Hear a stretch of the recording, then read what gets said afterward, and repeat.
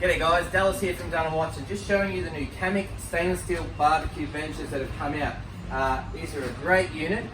What's awesome about these is they meet the new regulation standards, so if you're running a barbecue in your van, this product is a must, legally.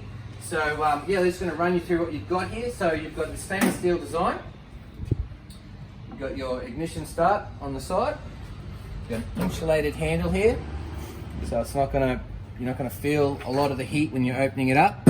You got your temperature gauge, this little dial on the side, so when you turn that, you get access to your drip tray, nice and easy to get to. So you get this tidy little stainless steel latch here, keeping your lid shut. So when you open it up, you got your grill plate, your shield.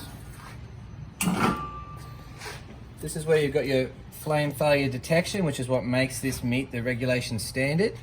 This is a great unit. Obviously, there's your gas line there. The lid goes back together like so. Very easy to use. Nice, light, compact unit. Perfect for your caravan or RV. So if you've got any questions, please don't hesitate to give us a call or flick us an email.